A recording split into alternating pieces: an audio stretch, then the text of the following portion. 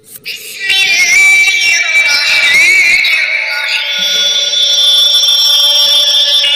السلام عليكم ورحمة الله وبركاته. حمدا كثيرا طيبا مباركا فيه. اللهم صل وسلم على نبينا محمد. أعوذ بالله من الشيطان الرجيم. بسم الله الرحمن الرحيم.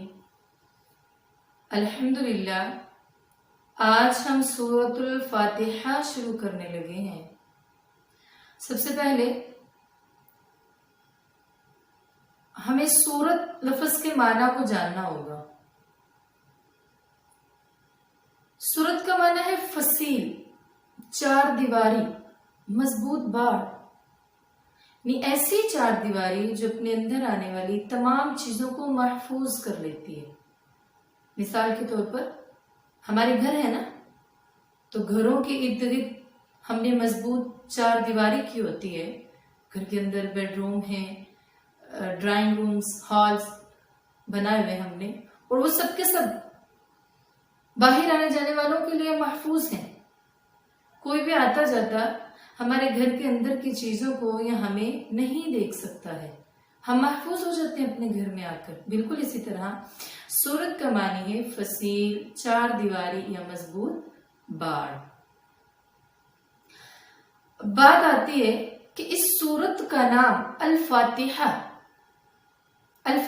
کیوں رکھا گیا؟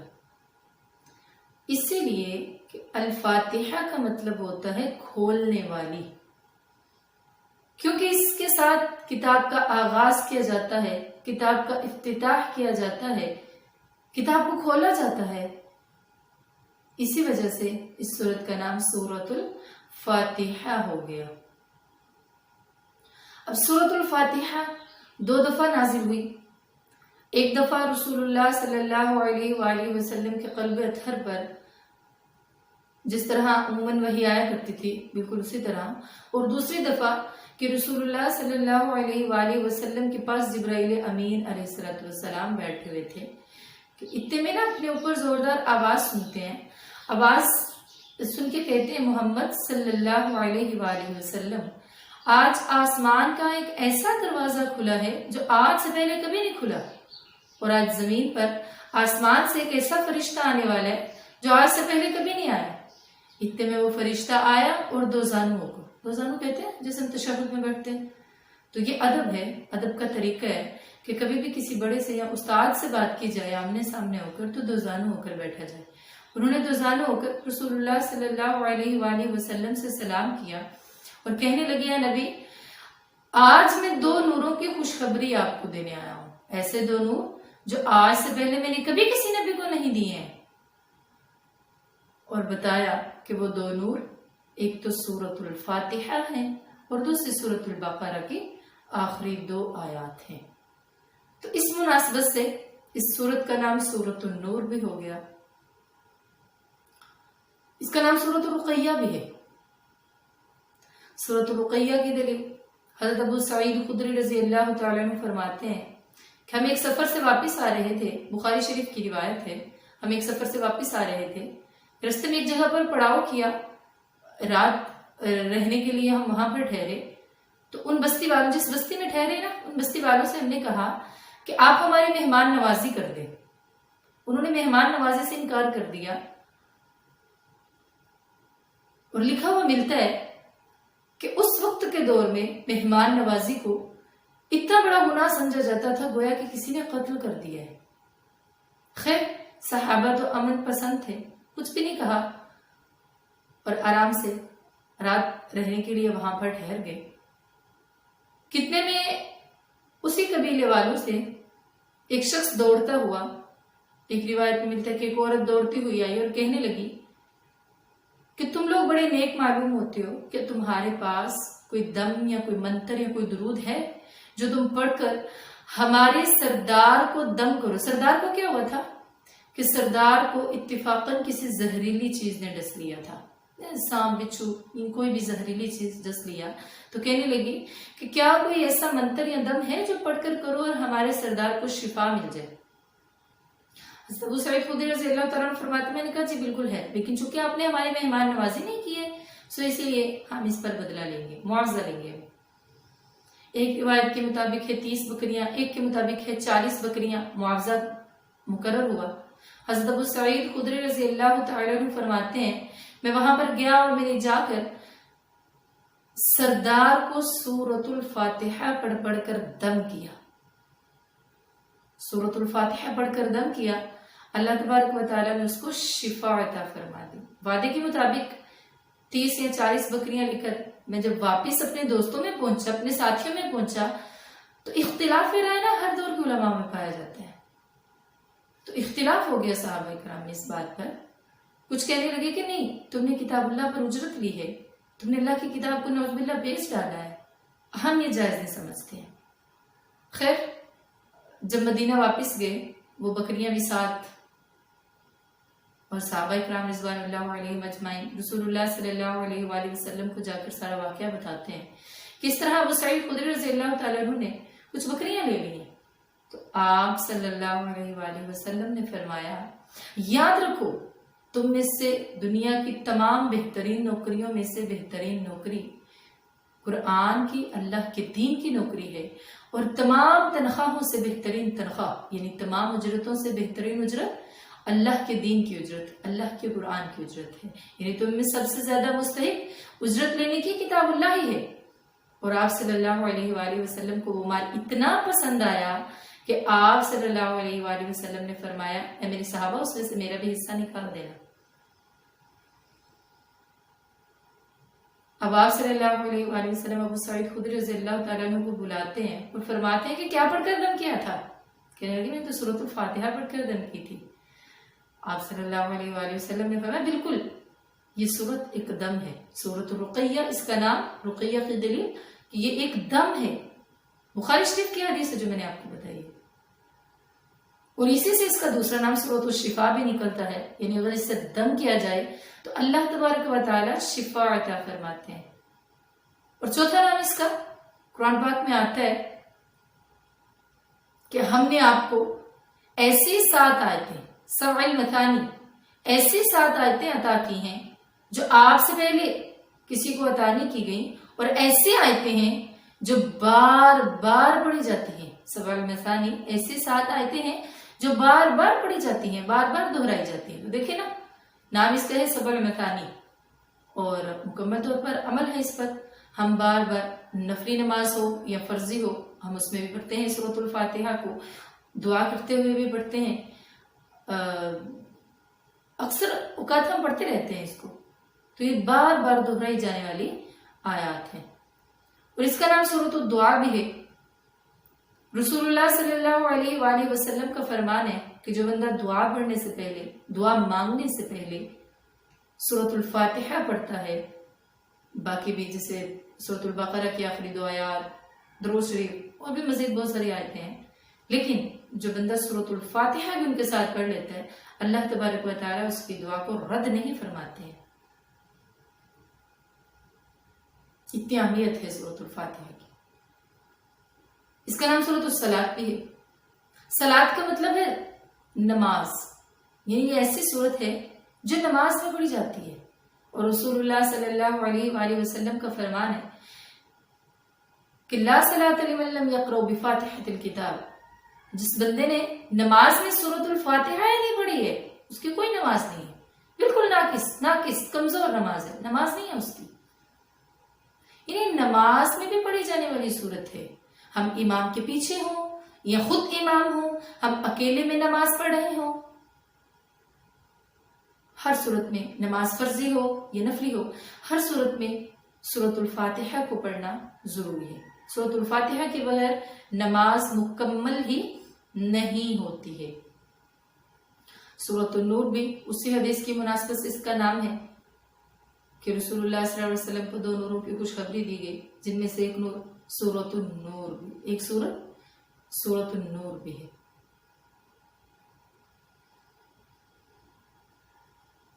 تو یہ سارے نام آپ نے بما دلائل نوٹ کرنے ہیں، بہت اہم چیز ہے یہ اس سورت کے معاملے میں۔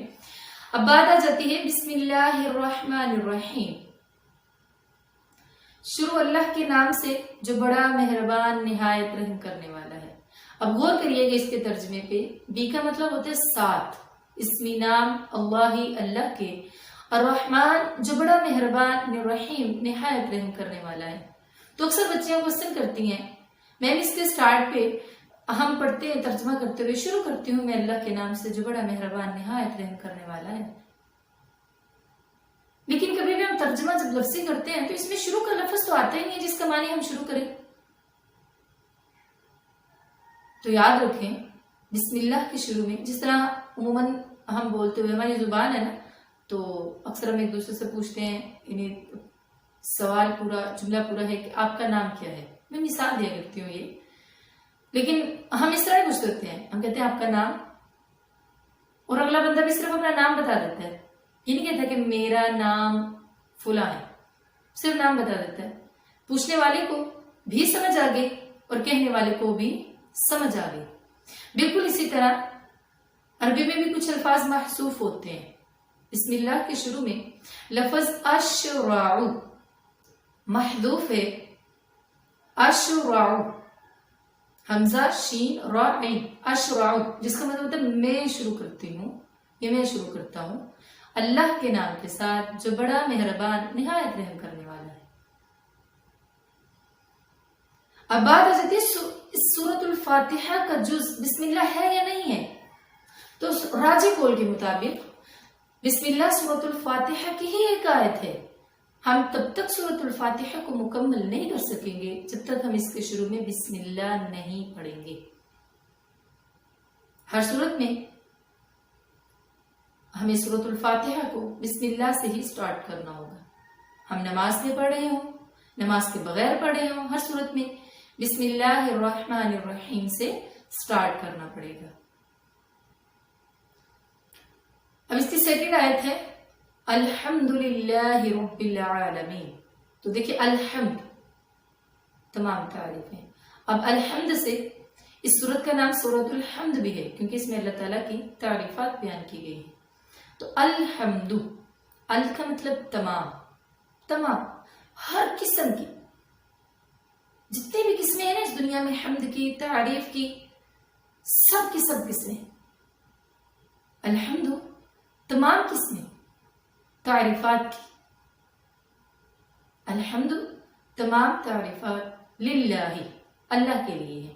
اصل میں للہ جو ہے نا، دو حروف کو جوڑ کر ایک اسم اور ایک حرف کو جوڑ کر یہ لفظ بنا ہے للہ، لام اور اللہ، جب ان دونوں کو جوڑا گیا تو للہ بن گیا۔ بھی اردو ترجمہ کرتے ہوئے قرآن پاک میں کبھی لام زیر لی لفظ آ جائے تو اس کا مطلب آپ سمجھ جائیں کہ اس کا مطلب ہے کے لیے، کے واسطے بھی پڑھ سکتے ہیں، کے لیے بھی پڑھ سکتے ہیں، للہ اللہ کے لیے،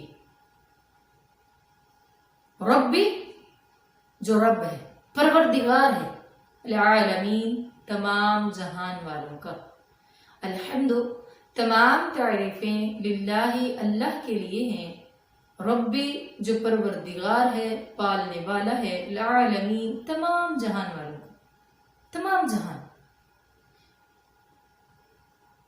الرحمن جو بڑا مہربان، رحیم نہایت رحم کرنے والا ہے۔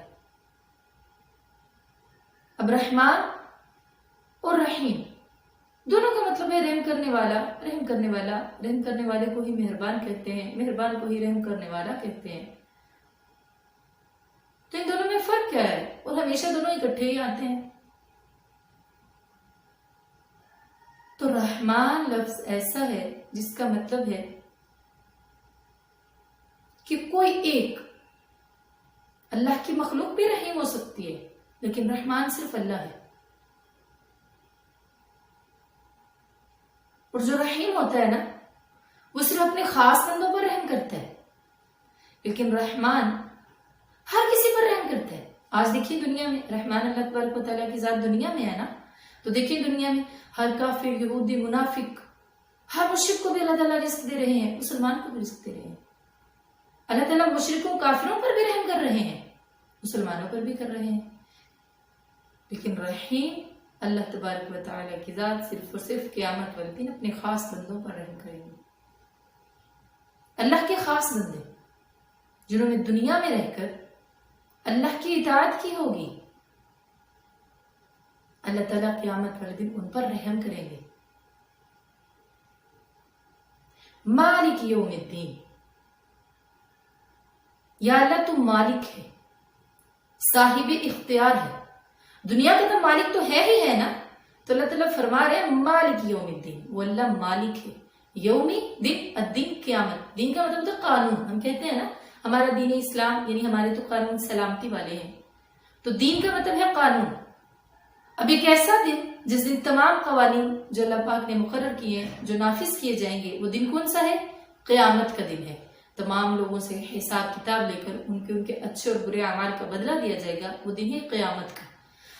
تو یا اللہ دنیا کے ساتھ ساتھ تو آخرت کے دن کا بھی مالک ہے، اختیار رکھنے والا ہے کلی طور پر، تیرا کوئی شریک نہیں ہے.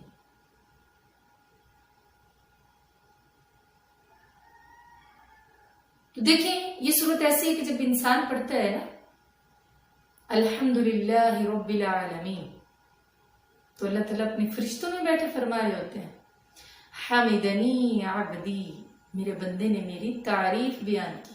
بندہ کہتے ہیں الرحمن الرحیم، اللہ پاک فرماتے ہیں ثنا علی عبدی، میرے بندے نے میری ثنا بیان کی. بندہ کہتے ہیں مالک یوم الدین، اللہ تعالیٰ فرماتے ہیں مجدنی عبدی، میرے بندے نے میری بزرگی بیان کی ہے.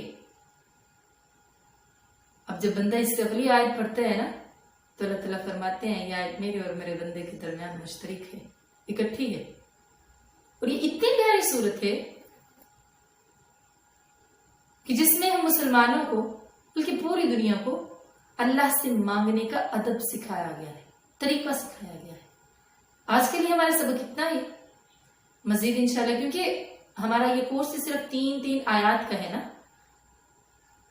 باقی مزید انشاءاللہ ہم کل کے سبق میں پڑھیں گے. دعاؤں میں یاد رکھیے گا. دعا پڑھ لیں چھٹی کی. سبحان ربک رب العزت عما یصفون وسلام علی المرسلین والحمد للہ رب العالمین.